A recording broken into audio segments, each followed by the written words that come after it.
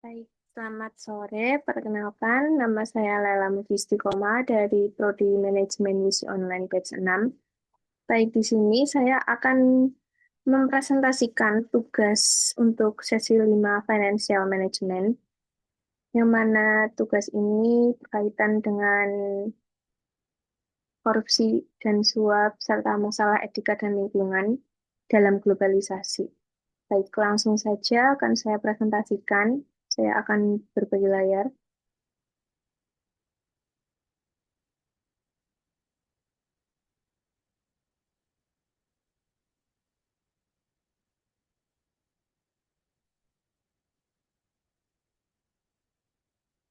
Oke, dari sini tantangan dan solusi etika korupsi.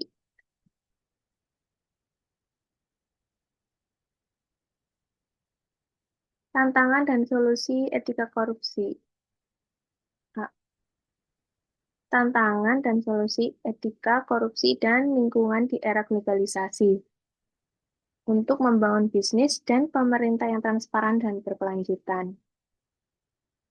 Dari sini, tantangan di era globalisasi ini yang mana merupakan ada beberapa poin, yaitu pada poin korupsi dan suap di sektor publik dan swasta, masalah etika dalam bisnis dan pemerintahan, dampak lingkungan akibat praktik bisnis yang tidak bertanggung jawab.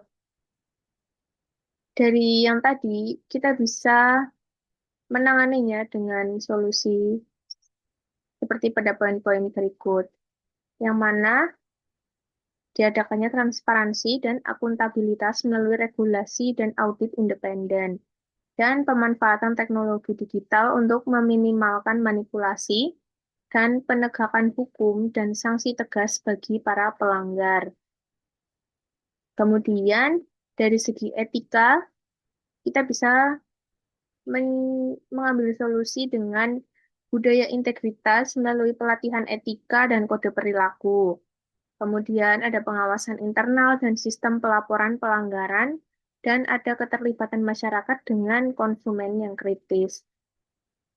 Kemudian kita juga bisa mencari solusi dari segi lingkungan, yaitu dengan poin sustainability dalam operasional, pengelolaan limbah, pengurangan emisi energi terbarukan. Kemudian ada rantai pasok ramah lingkungan dan dampak ekologis yang minimal. Kemudian ada kerjasama global dan mengikuti standar internasional.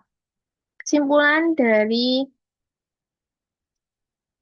tema yang barusan kita bahas, beserta solusi yang sudah kita temukan, yaitu kita bisa mengkombinasikan pengawasan budaya etis, inovasi teknologi, dan kolaborasi global.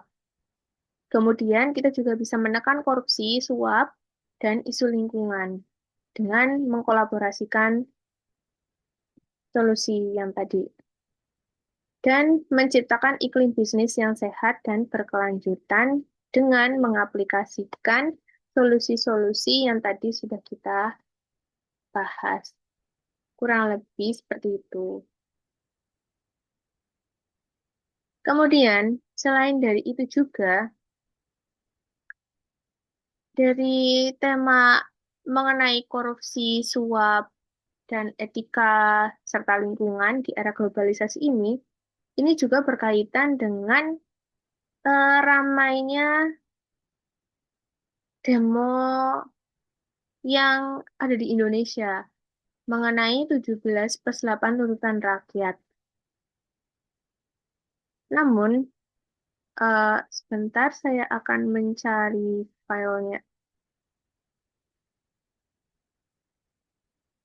dari sini.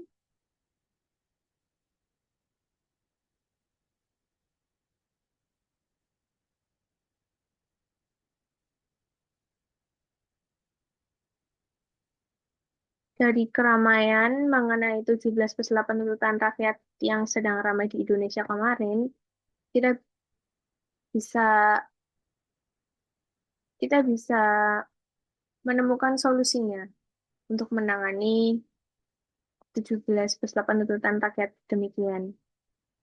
itu pun terhubung dengan ka- terkait dengan korupsi dan suap yang barusan saya paparkan. Di sini ada solusinya. Yang pertama, yaitu transparansi dan akuntabilitas.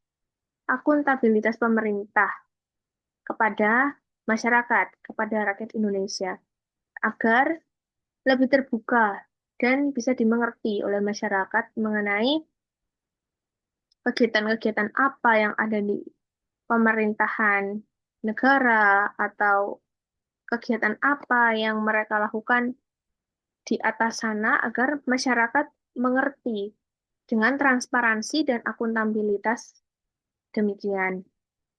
Kemudian yang kedua ada penguatan lembaga pengawas. Nah, dari sini kita bisa menguatkan lembaga-lembaga pengawas yang ada di pemerintahan agar tertransparansi ke masyarakat dan untuk mencegah juga terjadinya korupsi dan suap demikian serta mengawasi etika-etika pada lingkungan yang ada di pemerintahan negara. Kemudian yang ketiga ada reformasi DPR dan partai politik. Ini bisa juga diterapkan.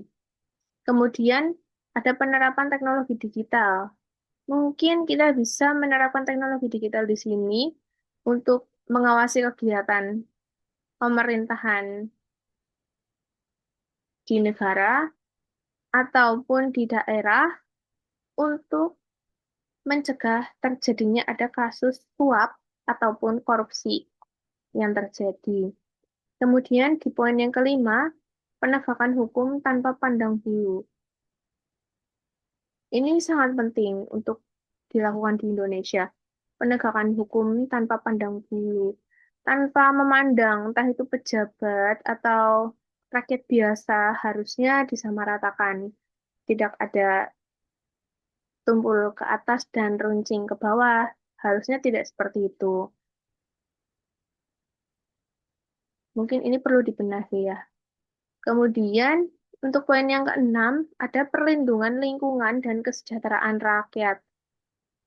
Nah, ini agar kita bisa melihat transparansi dan akuntabilitas pemerintah itu apakah berjalan dengan lancar atau tidak, itu dengan adanya perlindungan lingkungan dan kesejahteraan masyarakat.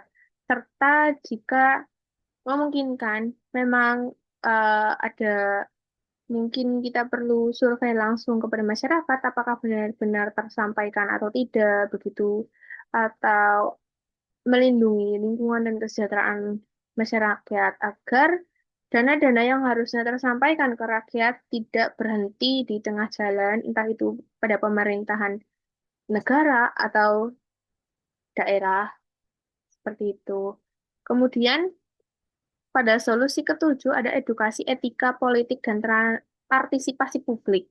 Edukasi etika politik dan partisipasi publik, yang mana untuk mencegah terjadinya tindakan non-etis atau tidak beretika pada jajaran politisi maupun pemerintahan di atas sana, agar mereka mengetahui apakah benar ketika akan melakukan tindakan korupsi ataupun suap, apakah benar dengan melakukan tindakan seperti itu, begitu.